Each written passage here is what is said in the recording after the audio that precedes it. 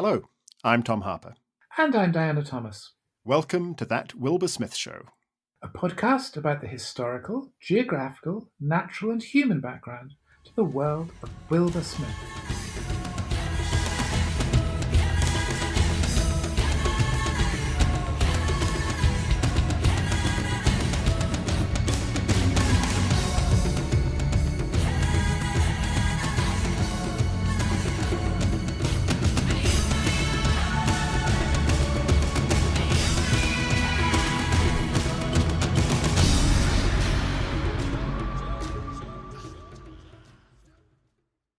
The next day dawned in a cloudless sky.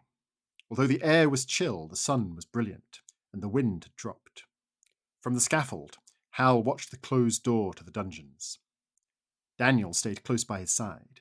In taking Hal's share of the work on his broad shoulders, he was shielding him from Barnard's lash. When Slow John came through the gates and crossed the courtyard to the armoury, with his measured undertaker's tread, Hal stared down at him with stricken eyes. Suddenly, as he passed below the scaffold, Hal snatched up the heavy mason's hammer that lay on the planking at his feet and lifted it to hurl it down and crush the executioner's skull. But Daniel's great fist closed around his wrist. Daniel eased the hammer from Hal's grip, as though he were taking a toy from a child, and placed it on top of the wall beyond his reach. "Why did you do that?" Hal protested. "I could have killed the swine." "To no purpose," Daniel told him with compassion. "You cannot save Sir Francis by killing an underling. You would sacrifice your own life and achieve nothing by it. They would simply send another to your father." Mansir brought Sir Francis up from the dungeons. He could not walk unaided on his broken, bandaged feet, but his head was high as they dragged him across the courtyard. "Father!" Hal screamed in torment. "I cannot let this happen!" Sir Francis looked up at him and called in a voice just loud enough to reach him on the high wall. "Be strong, my son. For my sake, be strong." And those are the last words that Sir Francis Courtney says to Hal, or in the book at any rate, to anybody else.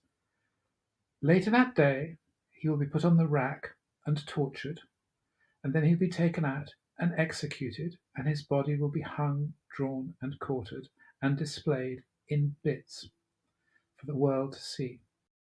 We left our last episode, which was about birds of prey, the first story in sort of historical, chronological terms of the Courtney saga. And the question on which we'd left, will Sir Francis Courtney, privateer, Honourable Knight Nortonier, and general patriarch of the Courtney clan, give up the secret of where his treasure is hidden? Or not? Will he hold it no matter what tortures he undergoes? I hope.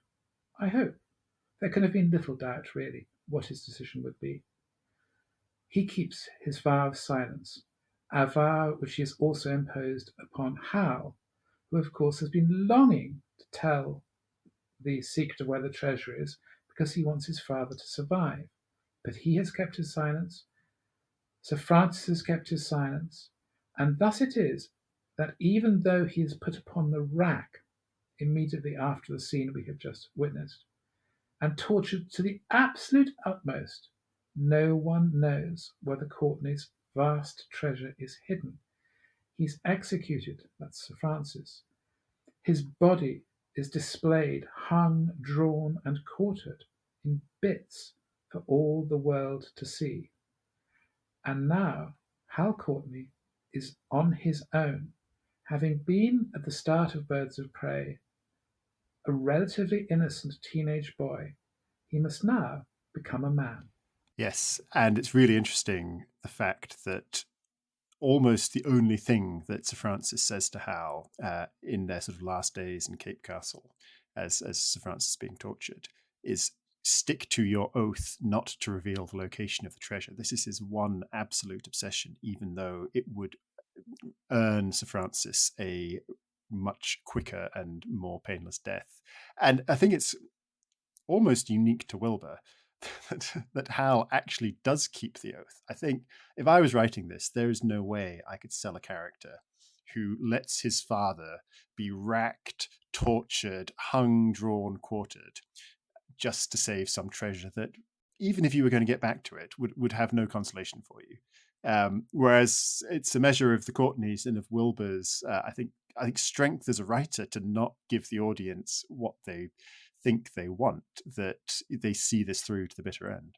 I mean, what you do know is that Hal wants to give it up. I mean, the human part of him, well, it's entirely human, but the instinctive son, the boy, the young man, wants his father to be alive and wants to give up the secret, but he has sworn an oath, and he has been raised all his life to take these oaths and the code of honor that comes with being a member of a sort of chivalric order tremendously seriously. So once he has made a vow, he cannot break it. And after all, would you save a parent's life if A, you wouldn't really be saving it because they're going to be executed anyway, and B, you would be in a sense breaking their heart. The last thing they knew would be that you had betrayed the thing that you had sworn to them that you would never betray, the secret that you would never betray. So you would be sending, at that point, Sir Francis's sacrifice has been in vain. Sir Francis's sacrifice of letting himself be tortured.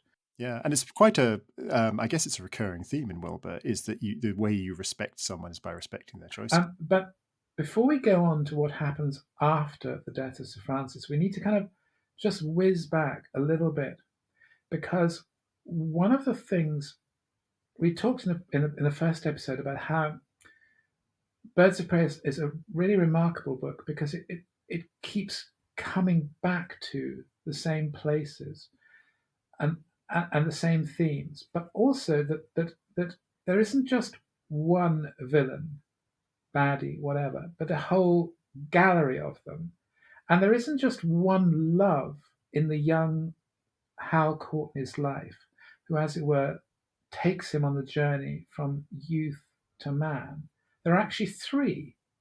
And in a sense, the book can be divided up by the women who are, as it were, influencing, going to bed with, seducing, teasing, loving, caring for, despising Hal at any one point.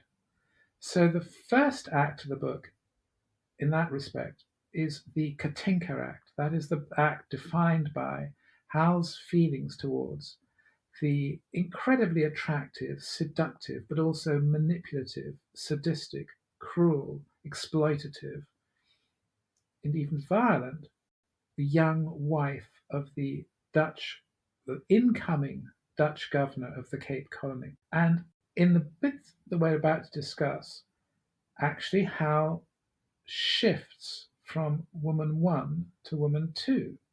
And woman two, we mentioned her briefly in the previous episode, is Sukina, the half Indonesian, half English enslaved young woman, whom Hal actually spots as he's getting off the ship which has brought him to the Cape Colony as a slave in irons in the slave hold. He's stinking. He's filthy. He's been lying in his own excrement for weeks. Yes, he's had a taste of the slave experience. And as he gets off the ship and walks onto the quayside, he sees very briefly this beautiful, ravishing young woman who looks at him, and they seem to establish some connection. And it turns out that her brother, Althuda, is actually imprisoned, initially in the cell next to, but I think in the end together with Hal in jail because he's led a slave rebellion. And a connection is made with Sukina, and he keeps seeing her. And every time he sees her, and every time he compares her to Katinka, there's this sort of slow movement as he begins to understand who Katinka really is. And the real revelation of Katinka for Hal is at the trial of Sir Francis, where he thinks Katinka will tell the truth and kind of intercede, because of course the judge is her husband, and he thinks that she'll intercede on Hal and Sir Francis' behalf, and instead she absolutely sticks the knife in and provides the final damning testimony to condemn Sir Francis and Hal. Not that, as you said before, not the verdict was ever in doubt, but this is where the scales really fall from Hal's eyes, and he sees Katinka for who she really is. Meanwhile, just to establish how much Katinka is who she really is, Sakina is actually belongs to, horrible term, but it's, I suppose, factually accurate, the outgoing governor who is passionately in love with her. Governor Kleinhan. Yes. Katinka is intrigued by this very beautiful Asian girl who is Kleinhan's slave and basically acquires her for herself as he is leaving. And she's also excited by the fact that Sukina clearly hates her, which for Katinka is just delicious because that only means that she can degrade her all the more. And effectively, what happens is that Katinka kind of makes Sukina her sex slave. I mean, she's actually forced to have sex with Katinka. And credit to Wilbur here. I mean, in this book in particular, and in other books, Wilbur is not averse to writing some pretty explicit sex scenes. But he actually doesn't do that with Katinka and Sukina. There's a very suggestive scene where Katinka puts her finger in Sukina's mouth. And it's absolutely, for Katinka, it's an incredibly erotic moment, and Wilbur captures that very well. But he's making her a lesbian sex slave could be exploitative. And Wilbur actually handles it quite carefully and doesn't go there. In character terms, it is absolutely exploitative in the sense that Katinka is. I mean, yes. When she puts her finger in Sukina's mouth, that is an absolute power gesture. It's like you have no agency over your own body. You whatever you think you may, whatever honor you might have, whatever dignity you might have, whatever rights to decide who you want to share your body with, you think you might have, you don't have any of that. I have all the power. Yeah, you're completely right about that. Although the relationship is absolutely exploitative, I don't think Wilbur's actually writing it quite sensitively, which is, I think, to his credit. Well, partly out of, I think, respect for Sukina, if you see what I mean, because she becomes kind of the moral center of the. I mean, if Sir Francis Courtney, with his particular view of morality, has been the moral center of the book around which Hal kind of orbits, Sukina, in the next act of the book, Sukina is very much Hal's lodestar in terms of his emotions and also, I say, setting a moral compass. But she's no kind of feeble, compliant cipher, because one of the things we learn is that she has tremendous skill as a herbalist, basically, and as a sort of apothecary. She goes up onto the slopes of Table Mountain and gathers plants which she uses to create healing potions and what have you, for which she's acquired quite a reputation in the colony, that people go and see her rather than the kind of doctors, because she's actually much more likely to come up with something which helps them. But of course, if you know how to mix plant extracts for medicinal purposes, you also know how to mix them for the purposes of poison. And as nice and sweet and lovely as Sukina is, and as helpful and kind and healing as she can also be as cold-blooded as any Katinka and any Courtney. Because what she does when her former master, Kleinhans, sets sail back to Holland, she takes her revenge upon him and upon all the ways he's degraded her. She tells him she's prepared a little basket of medicines for him, which he depends upon to keep his ailing stomach and guts and whatever from overcoming him. And she's put it in his luggage. And so she has. What she hasn't told him, however, is that beneath the little piece of paper, which I think has her slavery on it, as well the terms in which she's been made a slave, underneath that piece of paper is a poisonous snake which she has found and sort of semi-tamed on the slopes of Table Mountain. So when he lifts up the piece of paper, he is struck by the snake and dies a terrible death. So she, in the end, is as much of a killer as every other person in this book is capable of being. Yeah, it's true. And of course, he had been responsible, I think, for brutally executing her father. That's right, he had, which again absolutely. echoes the way in which Hal's father has been brutally executed by the Dutch. There are a lot of bodies in this section of the book, and it feels, again, as a writer, it feels a bit like Wilbur's clearing the decks a bit. It's also worth saying at this point, as a writer, you've already written, I don't know, 400 pages in terms of what's in a book. You've got a setup whereby at the point we kind of left it, the hero's father has been killed. The hero is essentially kind of enslaved. The woman he used to love, he now knows is a baddie.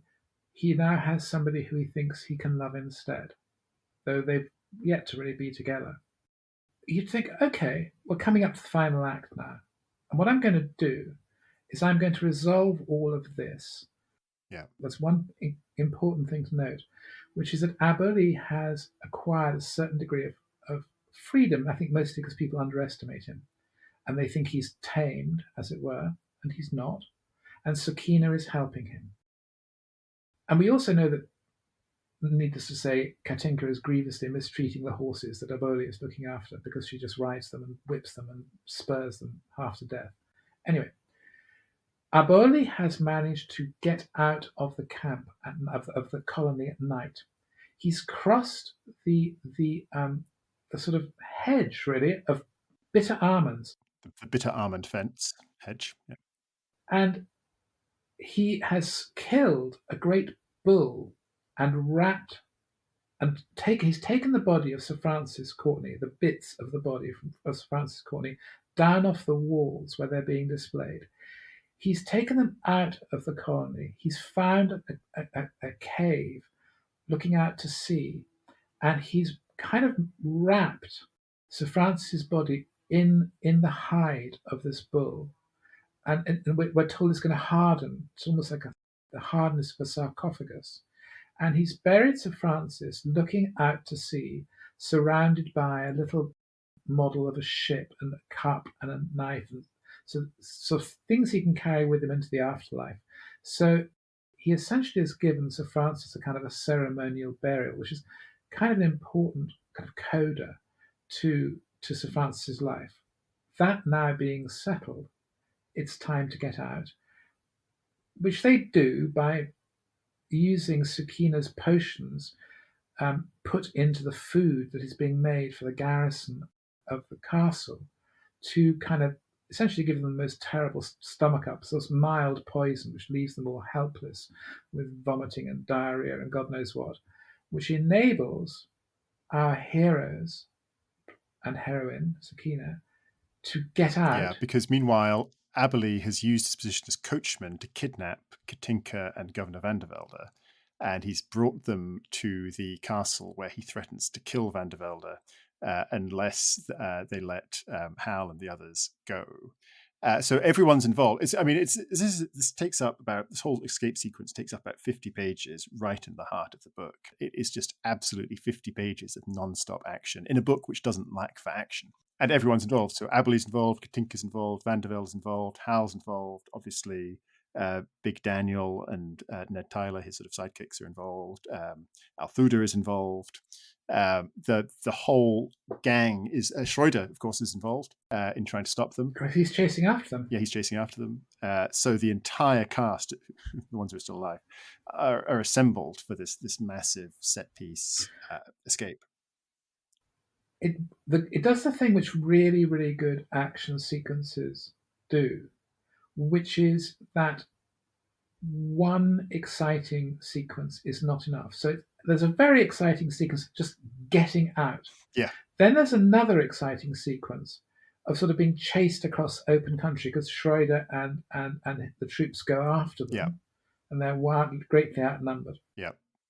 And then there's a sort of final kind of showdown in the hills outside Cape Town because Althuda's fellow escapees, some in the kind of prison, in the slave breakout he organised, some people got away and they're aiming to join up with the people that got away. Yeah, they're sort of living as sort of in the mountain. Well, as runaway slaves did. I mean, they're Yeah.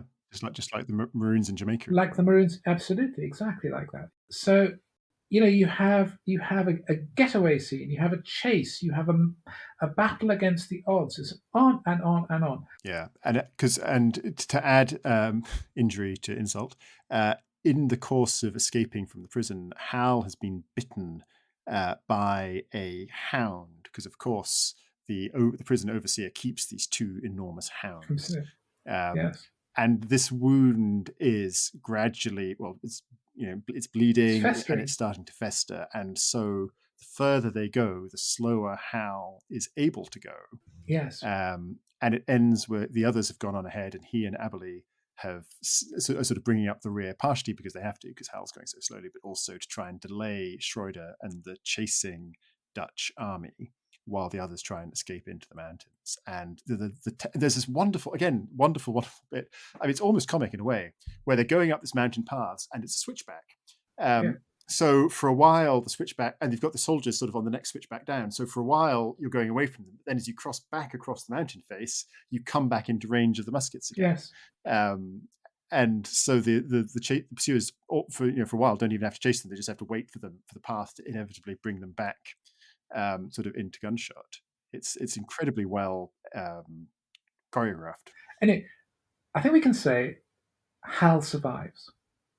Hal survives. Aberley survives. Just by the skin of their teeth. Of course, just by the skin of his teeth. It's an action sequence. Schroeder has to go back to Cape Town, the Cape Colony, with his tail between his legs, having not caught them. And for Schroeder, and indeed two other characters actually, and we've been talking about, things are going to get a lot worse. Yeah, yes, they are. So we mentioned that Aberley had captured, or sort of kidnapped, Katinka and the Governor van der Velde. They've let them go now, so they are back in Cape Town. And the governor is none too impressed with the fact that all these prisoners have broken out from Cape Castle and he knows that he is going to be blamed for it. So Van der Velde, like the cowardly cretin he is, poltroon, like the poltroon that he is, blames Schroeder for the whole thing, because Schroeder is technically the commander of the castle, and sacks him.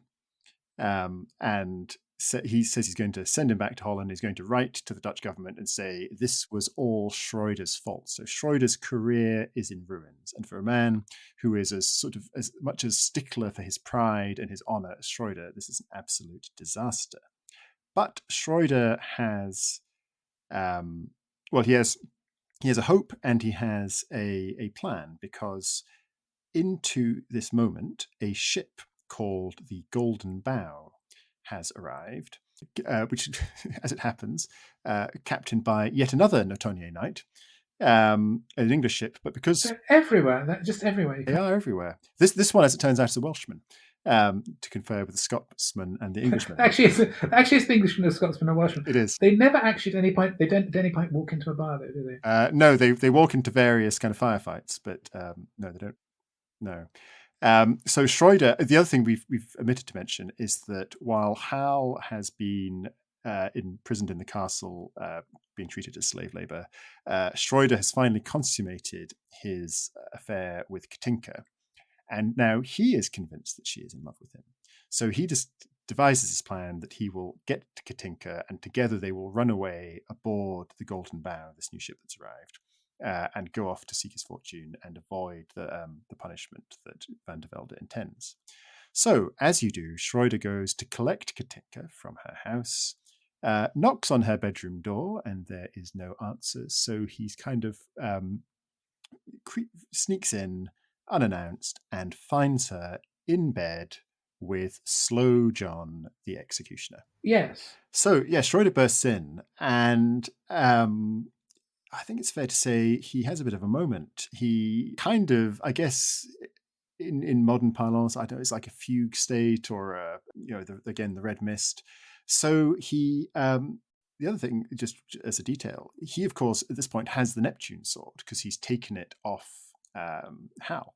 So with the Neptune sword, he kills Slow John. Katinka starts screaming. And Schroeder can't bear her screaming, and he is so in such a sort of crazed mental state that he kills her. Yes. It's an absolutely shocking scene. It is, but I think it's very accurate. I mean, actually, I think that of all the ways in which people are killed in this book, of which there are many, that is almost the closest to, as it were, a real life crime. Yeah, it's true. That sense of, I was just trying to shut her up. Yeah. And then I didn't mean to kill her. What have I done? My God, that's the last person on earth I'd want to kill. I want to run away with her. I want to be with her. I want to love her. But I just went and killed her. And I suspect that in the kind of forensic terms. Yeah, no, I think you're right. That is something which actually happens a lot. Yeah. That people don't. That suddenly there's a dead person in front of them. Yeah. And Schroeder, who's such a kind of, who's very used to killing people deliberately, suddenly finds himself covered in blood, having inexplicably to him killed the person he most wants to live. Yeah, I think as well from we talked about the structure of this, sort of the absolutely helter-skelter structure of this novel, and again, you don't see it coming because you think Katinka is a major character who's going to see us through, until nearly the end of the book. But it's interesting, again, sort of putting myself in Wilbur's shoes, I'm imagining what he's thinking is that she has fulfilled her purpose in the story. She has given Hal his sexual awakening. Yes. And then that sort of the heartbreak of seeing that she wasn't who he thought she was. Her function in this story is done. And again, Wilbur, I think, is just thinking, right, let's get rid of her. She served her purpose as a character. But also, you've done another thing, which is you've put one of your main characters in jeopardy. And even though they're an antagonist, even though they're the bad guy, nevertheless, their jeopardy is a useful plot engine. Yeah. So very, very, very, very briefly, Schroeder escapes. He gets upon the first ship he can find, which is the ship with the Welshman. Say Llewellyn. Captain Llewellyn. Absolutely. Of course he is. And he gets aboard the ship, and you just think, okay, he's got aboard the ship, he's made his getaway. That'll do. No. Yeah. No. Because in the course of the voyage, Schroeder has to pick a fight. The ship they've got on board, the Golden Bough, was commissioned and owned by a very wealthy aristocrat, Viscount Winterton. Yeah. So that his son Vincent can, I think it's Vincent, is it young Vincent? Yes. Yeah, it is Vincent, yeah. Yeah. So that his son can, as it were, have adventures and make a man of himself on a beautiful boat commissioned by Daddy out there in the Indian Ocean. Schroeder gambles with Winston because he's desperate to increase his money, loses, then accuses Winston of cheating, which compels Winston to call him out in a duel because his honor, he would lose all sense of honor if he didn't do this. And then this, in turn, this little crunchy detail will become of considerable significance later on, because we are heading, ladies and gentlemen, to not the first, not the second, but the third battle at Elephant Lagoon. Yes, because the Buzzard is still obsessed with finding the treasure that's hidden at the Elephant Lagoon. So he has bought the 3 black sailors from Francis's crew. He bought them as slaves, and he's taking them with him because he's convinced that they know where the treasure is hidden. So he is already at the Elephant Lagoon digging for treasure. Meanwhile, a storm's blown up at sea, affecting the Golden Bough.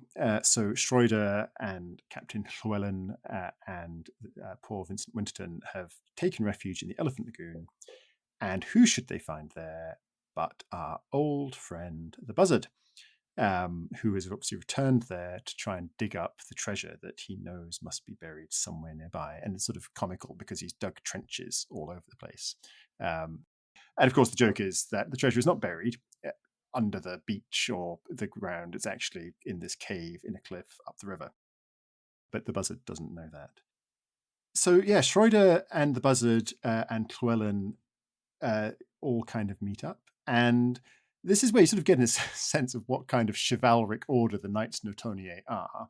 Because it turns out there's no love lost between Llewellyn and the Buzzard, because actually the last time they met, they fought over the division of the spoils. So it's not the most kind of fraternally loyal order of knights, you'd have to say. It's just the Buzzard keeps on lowering the tone. I think that's really the problem here. He's not a proper chap. He's really not a proper chap, and he then ends up being the second to Schroeder in a fateful duel. Yes, so in fact, yes, that's right. The Buzzard is such not a proper chap that he arranges the duel where he will be the second for Schroeder and Llewellyn will be the second for young Vincent Winterton. And they arrange the duel on the beach, and it's all set up for this sort of affair of honour. But, of course, the Buzzard being the Buzzard, there's nothing honourable about it at all. And first of all, Schroeder shows off his incredible sword-fighting prowess by killing Vincent Winterton in the duel. And the moment that happens, the signal is given, and it turns out that the entire thing is a massive ambush for the Golden Bow's crew and Captain Llewellyn, and they are all, or mostly all, ruthlessly cut down and their ship seized. And who is given command of the Golden Bow now that it's been seized by the Buzzard? None other than our old friend Sam Bowles. I think it's worth pointing out that to anybody whose head may be completely spinning at this point, that we first met Sam Bowles as a humble crewman aboard the Lady Edwina, which was the first ship that Hal and Sir Francis were on, because the ships change as much as the women. Yeah, that's true. Actually, there are 3 ships and there are 3 women in the story. Yeah, see, and there by my count 5 or even 6 baddies. So Sam Bowles was the sort of cowardly, snivelling, nasty little piece of work who kind of first tried to steal Lady Edwina while Sir Francis was busy taking the Dutch merchantman. And then by a series of, he's sort of one of these people who fails upwards. But anyway, he's ended up being the Buzzard's henchman, and as a reward for all his henching, he's now suddenly finds himself as the captain of a ship. He's Captain Bowles. Yeah.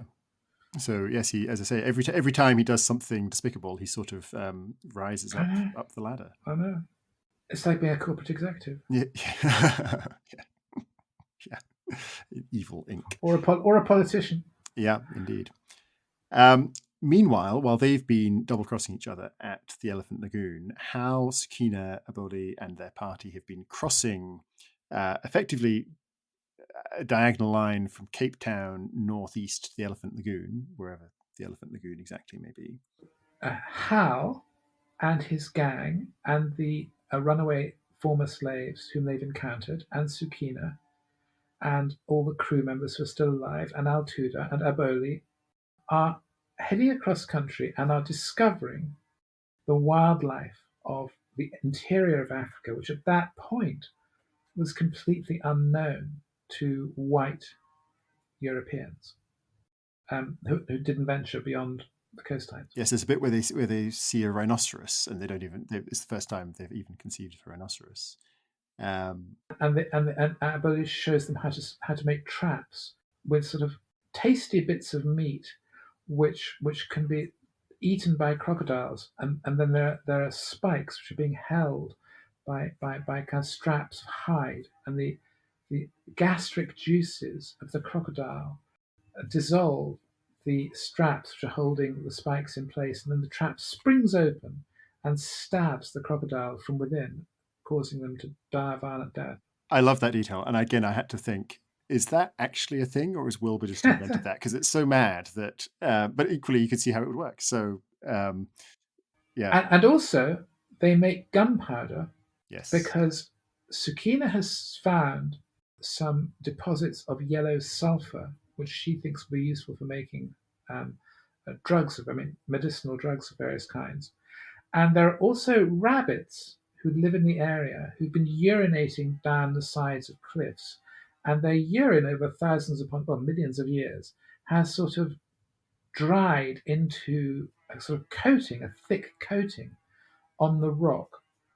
And Yeah. Hal realizes that if you combine the urine, the sulfur, and charcoal, what you've got is gunpowder. So they've made gunpowder, which means that the fact they've run out of gunpowder when they were trying to keep all of the Schroeder's mob at bay is not a problem anymore. So they are heading towards the bay, fully armed and loaded for bear, as the saying goes. They've got their gunpowder, as we discussed. They've found out how to cross crocodile-infested rivers, as we've discussed. Hal and Sakina have again consummated their love, which they felt from the moment they first set eyes on each other. And Sakina is now pregnant.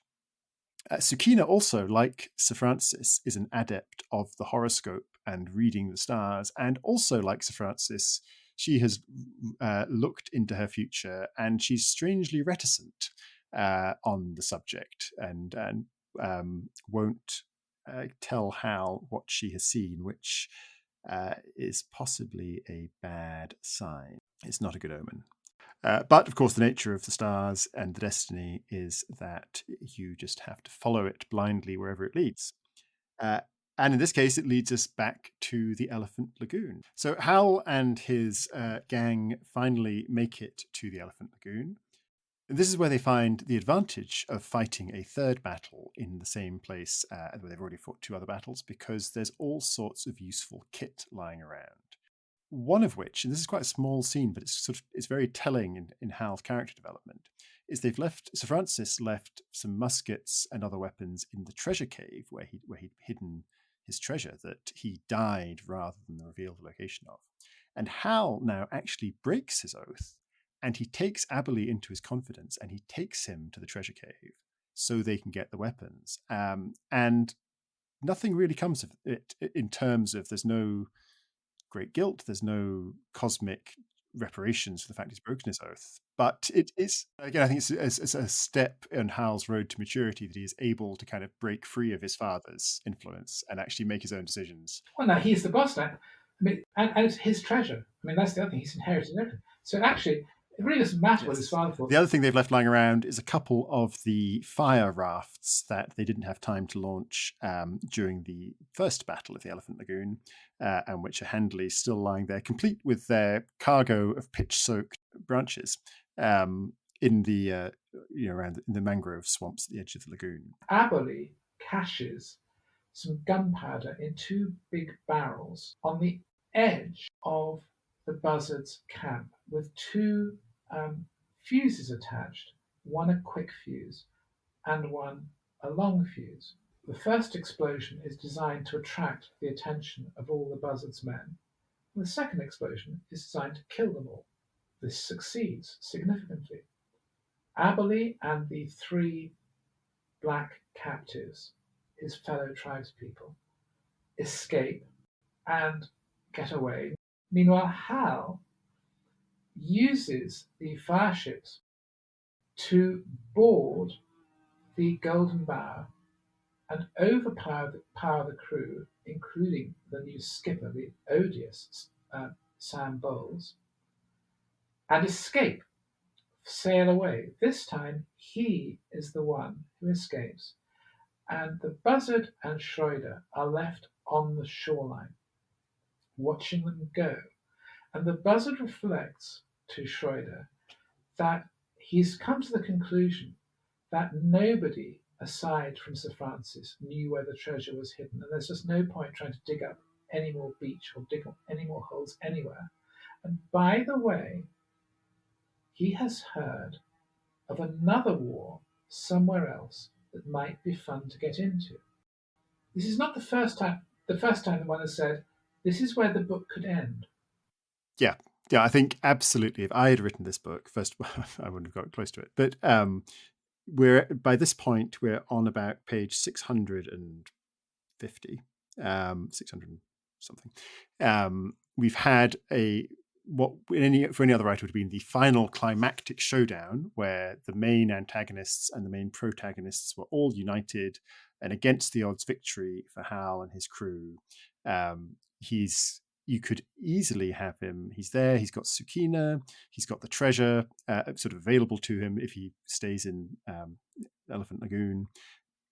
You could easily write a quick kind of climactic battle between the Buzzard and Schroeder and end the novel there, and the reader would feel they'd got more than their money's worth. But this being Wilbur, as you say, we've not even really got to in a sense, the point of the story, because the point of the story is several thousand miles north. We had thought that we'd be able to do the second half of Birds of Prey in just one episode, but it turns out that's not possible because there is still so much more to tell about this book that we're going to have to do a third episode, which will be coming up next week, in which we will be meeting not one but two legendary rulers of semi-mythical kingdoms of Africa, the Monomotapa and the legendary Prester John. So now the book takes on another two completely different subjects, one of which, and we've mentioned this in passing in the first episode, I think, one of which is the idea of a black African emperor, the Monomotapa, who has an empire somewhere in Central Africa that we would now think of as being kind of Zimbabwe, Zambia. On the banks of the Zambezi River, effectively, which listeners who've listened to our episode on the Zambezi will know all about. Exactly. And also the idea of a Christian king somewhere in Africa, possibly in Ethiopia, which is one of the great, in many ways, the oldest Christian church in the world. This idea of a essentially white Christian king somewhere in the heartland of Africa, which has been a part of European folklore for centuries. Yes, the Prester John. The Prester John.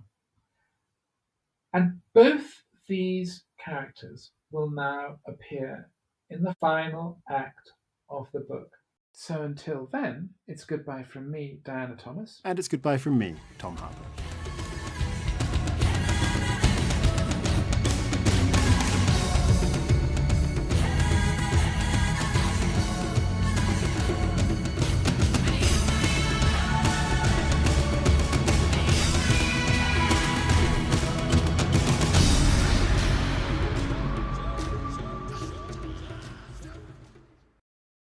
That Wilbur Smith Show is produced by Christopher Wynne. Music by Dewey DeLay. Executive producer Niso Smith.